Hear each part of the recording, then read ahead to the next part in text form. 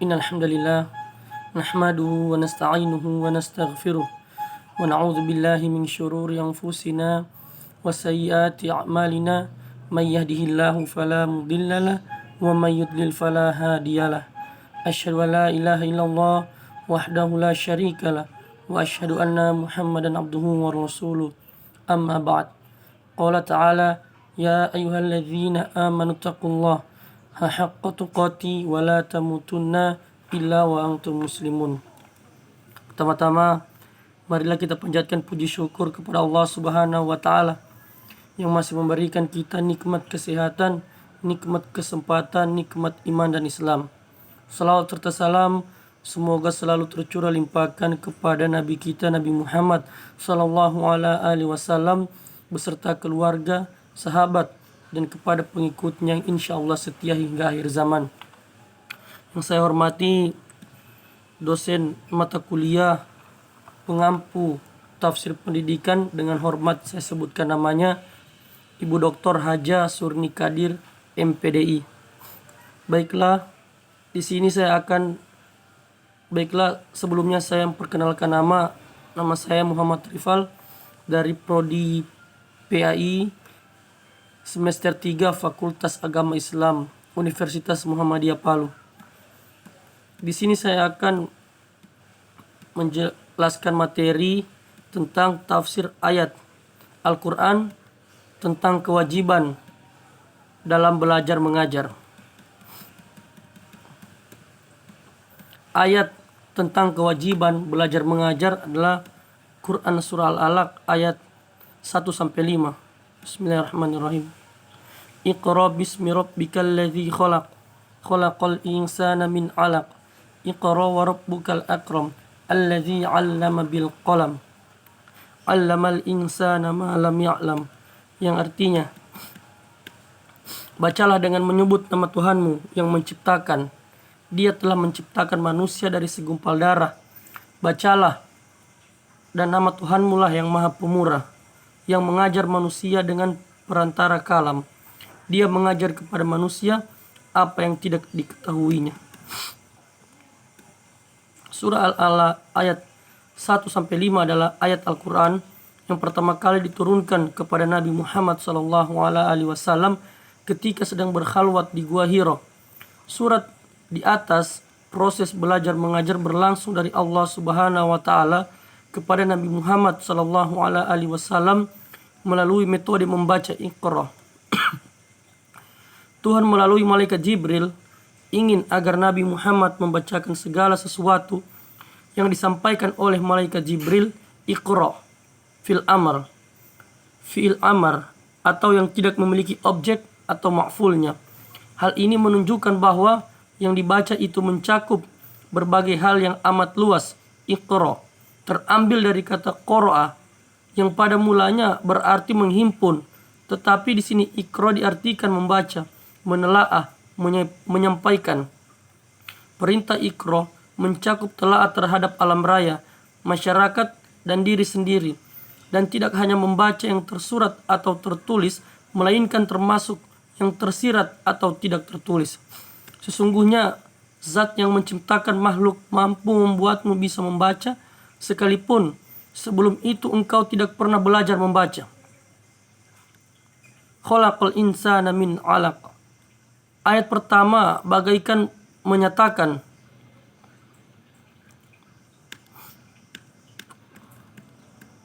bacalah wahyu-wahyu ilahi yang sebentar lagi akan banyak kamu terima, dan baca juga alam dan masyarakatmu.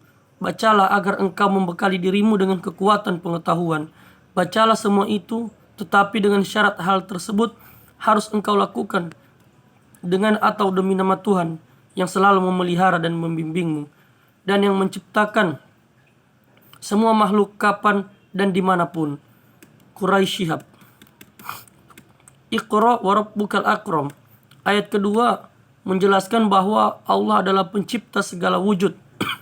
Maka ayat 2 menjelaskan ciptaannya, yang kepadanya ditujukan wahyu-wahyu Al-Quran, yakni manusia yang diciptakannya dari Al-Alaq, segumpal darah.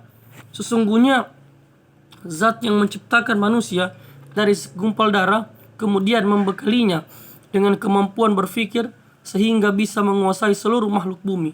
Mampu pula menjadikan Nabi Muhammad SAW bisa membaca, sekalipun beliau tidak pernah belajar membaca dan menulis. Iqra wa rabbukal akram. Ayat ketiga mengulangi perintah membaca sambil memperkenalkan Allah sebagai zat yang akram, yakni maha baik dan maha pemurah. Kemurahannya tidak dapat dilukiskan karena melampaui batas harapan. Kerjakanlah apa yang aku perintahkan, yaitu membaca, kata Quraisy Shihab. Perintah ini diulang-ulang sebab membaca tidak akan bisa meresap ke dalam jiwa melainkan setelah berulang-ulang dan dibiasakan. Berulang-ulangnya perintah ilahi berpengertian sama dengan mengulang-ulang bacaan. Dengan demikian, maka membaca itu merupakan bakat Nabi Muhammad SAW. Seperti firman Allah berikut ini yang artinya, kami akan membacakan Al-Quran kepadamu Muhammad, maka kamu tidak akan lupa. Quran surah Al-A'la ayat 6. Kemudian Allah menyingkirkan halangan yang dikemukakan oleh Nabi Muhammad SAW kepada malaikat Jibril alaihissalam, yaitu tatkala malaikat berkata kepadanya, bacalah. Kemudian Nabi Muhammad SAW menjawab, saya tidak membaca. Artinya saya ini buta huruf, tidak bisa membaca dan menulis. Ayat keempat dan kelima menjelaskan sebagian dampak kemurahannya dengan menyatakan bahwa dia yang mengajar manusia dengan pena, yakni melalui sarana yang diusahakan oleh manusia. Allah menjadikan nabinya pandai membaca. Pada ayat kelima terbuktilah tentang tingginya nilai membaca, menulis ilmu pengetahuan. Nabi yang mengaku kepada malaikat Jibril alaihissalam tidak pandai membaca dengan mengemukakan dua hujjah. Hujjah yang pertama ialah Allah mengajarkan manusia dengan pena. Yang kedua, Allah mengajarkan manusia apa yang tidak diketahuinya.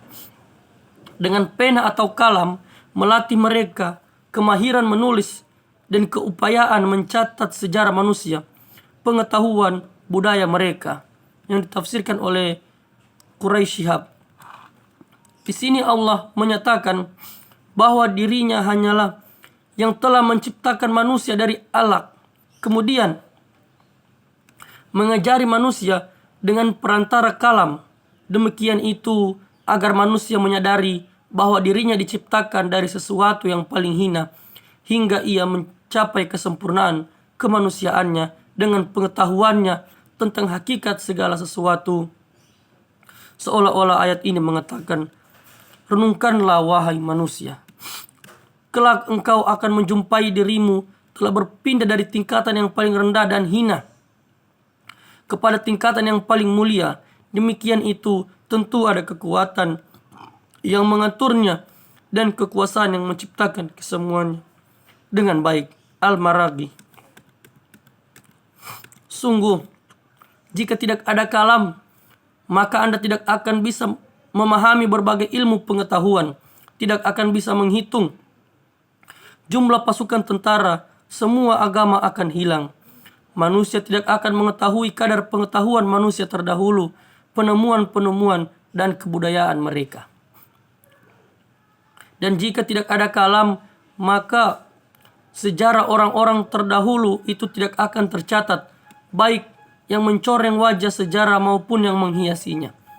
Dan ilmu pengetahuan tidak akan bisa dijadikan penyuluh bagi generasi berikutnya. Dan dengan kalam bersandar kemajuan umat dan kreativitasnya. Surah Al-Ghasyiyah ayat 17 sampai 20. Maka apa yang mereka tidak memperhatikan unta bagaimana dia diciptakan, dan langit bagaimana dia ditinggikan, dan gunung-gunung bagaimana ia ditegakkan, dan bumi bagaimana dia dihamparkan. Qamaruddin Soleh mengemukakan, diriwayatkan oleh Ibnu Jarir dan Ibnu Abi Hatim yang bersumber dari Ibnu Qatadah, ketika Allah melukiskan ciri-ciri surga, kaum-kaum yang sesat merasa heran. Maka Allah menurunkan ini sebagai perintah untuk memikirkan keluhuran dan keajaiban ciptaan Allah Subhanahu wa taala. Allah berfirman guna memberitahukan kepada para anbiya untuk memperhatikan makhluk-makhluknya yang mengajukan pada kekuasandaan. Maka apakah mereka tidak memperhatikan unta bagaimana dia diciptakan? Unta dikemukakan karena dia ciptaan yang menakjubkan. Susunan tubuhnya sungguh memikat. Dan unta itu sendiri mempunyai kekuatan dan kekokohan yang luar biasa. Walaupun demikian, dia ditundukkan untuk menanggung beban yang berat dan menentukan kusir yang payah. Dapat dimakan, bulunya dapat digunakan, dan susunya dapat diminum. Mereka diingatkan dengan hal karena bagi bangsa Arab, binatang yang paling akrab dengan kehidupan mereka adalah unta.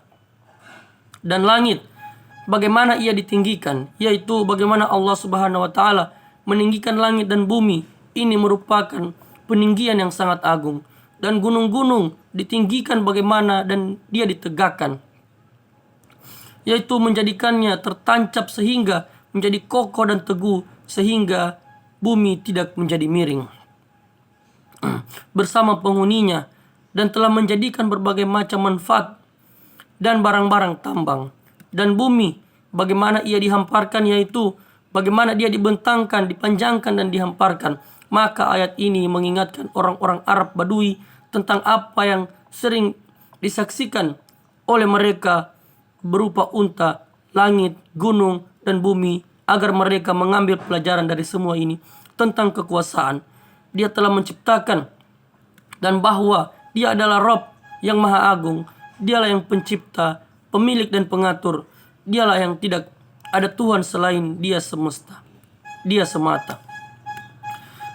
Allah Subhanahu wa taala berfirman, maka berilah peringatan karena sesungguhnya kalian orang-orang yang memberi peringatan. Kamu bukan orang-orang yang berkuasa atas mereka, yaitu berilah peringatan wahai Muhammad dengan risalah yang kamu bawa kepada mereka. Itu karena kewajibanmu itu hanyalah menyampaikan, sedangkan perhitungan terserah kami.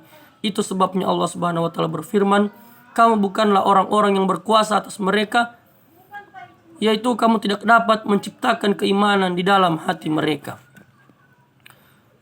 Quran Surah Ali Imran ayat 190 sampai 191 yang artinya, sesungguhnya dalam penciptaan langit dan bumi dan silih bergantinya malam dan siang terdapat tanda-tanda bagi orang-orang yang berbekal, yaitu orang-orang yang mengingat Allah sambil berdiri atau duduk, dalam keadaan berbaring, dan mereka memikirkan tentang penciptaan langit dan bumi seraya berkata, ya Tuhan kami, tidaklah Engkau menciptakan ini dengan sia-sia. Maha suci Engkau, maka peliharalah kami dari siksa api neraka. Abu Dinata, menurut riwayat Abu Ishaq Al-Makiri, Abdullah bin Hamid, Ahmad bin Muhammad bin Yahya bil Abidi,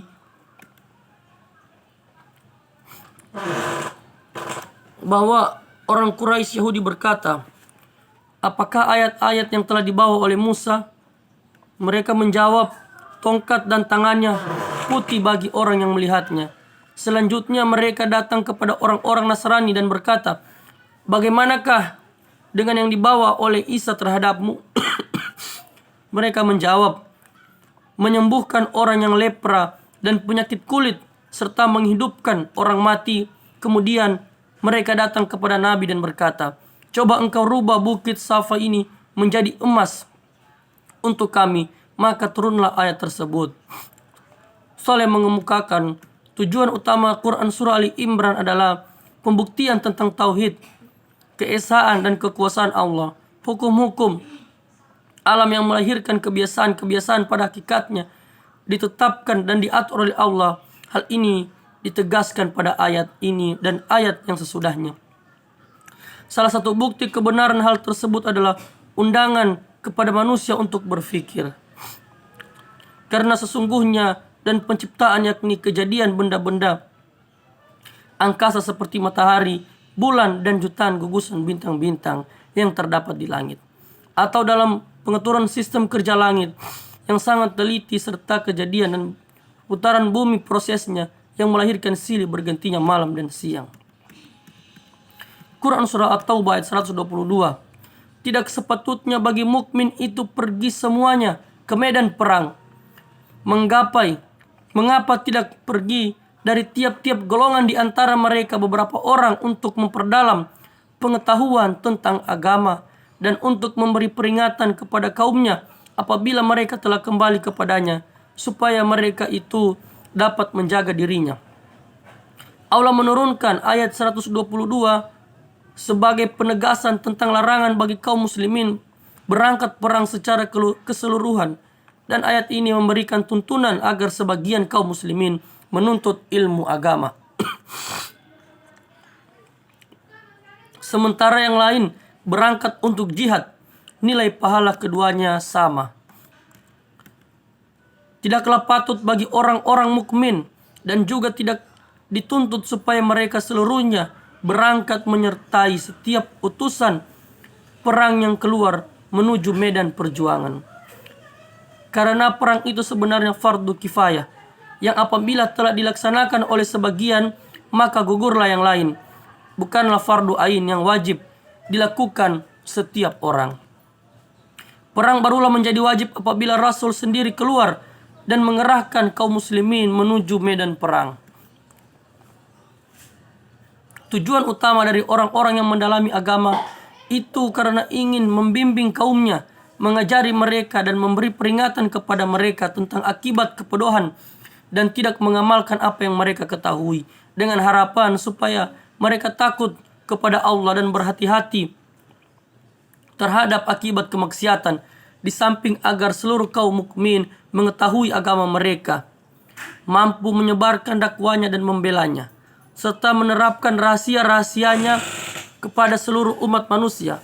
Jadi bukan bertujuan supaya memperoleh kepemimpinan dan kedudukan yang tinggi serta mengungguli kebaikan orang lain, atau bertujuan memperoleh harta dan meniru orang zalim dan para penindas dalam berpakaian, berkendaraan maupun dalam persaingan di antara mereka.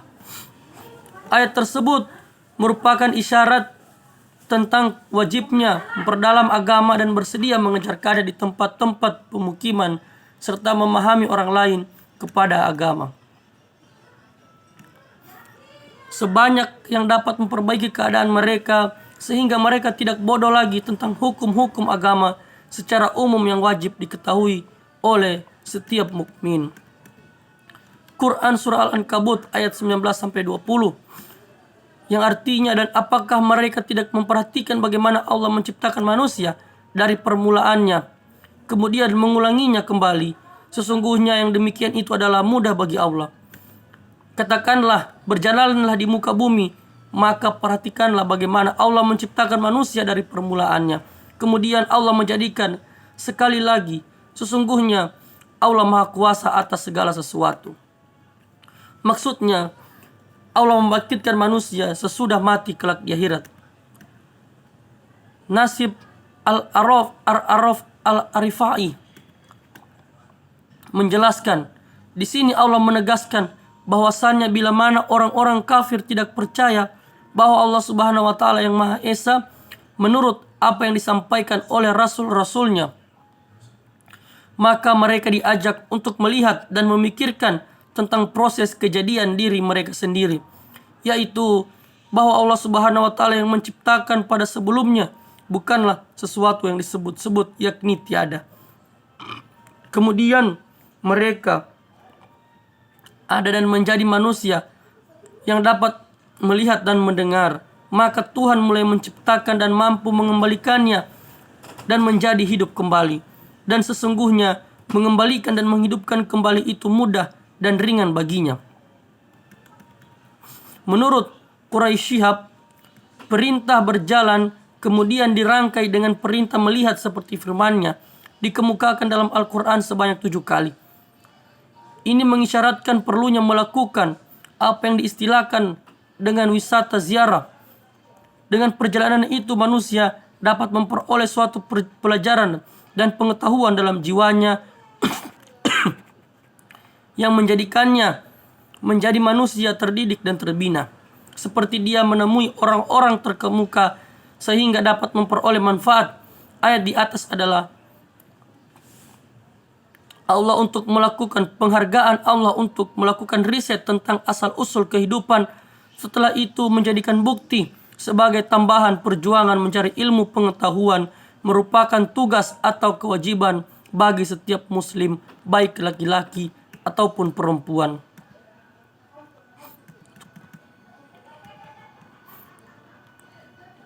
Penutup Quran Surah Al-Alaq ayat 1-5, untuk mendapatkan ilmu yang lebih banyak dianjurkan untuk membaca, baik itu yang berupa pelajaran formal ataupun umum.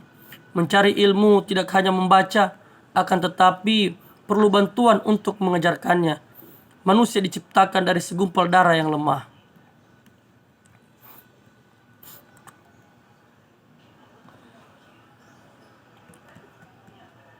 Surah Al-Ghasyiyah, manusia diciptakan untuk beribadah dan bertafakur atas segala ciptaan Allah yang tiada bandingannya.